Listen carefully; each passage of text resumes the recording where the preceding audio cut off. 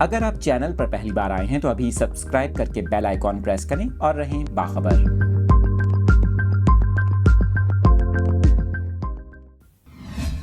موسم سے متعلق یہ لیٹسٹ اپڈیٹس آپ کے ساتھ شیئر کر رہے ہیں میٹ آفس کی جانب سے۔ مغربی ہواؤں کے مزید سلسلوں کے باعث ملک کے بیشتر علاقوں میں بارش اور برف باری کی پیشگوئی کر دی گئی۔ محکمہ موسمیات نے تمام متعلقہ اداروں کو الرٹ رہنے کی ہدایت کر دی۔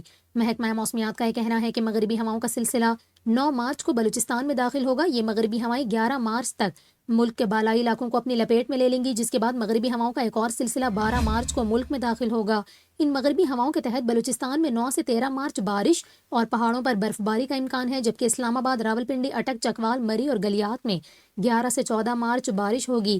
مغربی ہواؤں کے باعث سندھ میں 10 سے 12 مارچ کے دوران گرج چمک کے ساتھ بارش کا امکان ہے، جبکہ سندھ کے جنوبی 8 اضلاع میں موسم خشک رہنے اور تیز ہوائیں چلنے کا امکان ہے۔ آپ کو بتائیں کہ 13 اور 14 مارچ کو مری، گلیات، ناران، کاغان، چترال، دیر سوات، ہنزا، اسکردو اور باغ میں برف باری کے باعث سڑکیں بند ہونے کا خدشہ ہے۔ گلگت بلتستان کشمیر میں 11 سے 15 مارچ بارش اور پہاڑوں پر برف باری کا امکان ہے، جبکہ خیبر پختونخوا میں 10 سے 14 مارچ کے دوران بارش اور پہاڑوں پر برف باری متوقع ہے۔ محکمہ موسمیات نے اس موقع پر تمام متعلقہ اداروں کو الرٹ رہنے کی ہدایت کر دی۔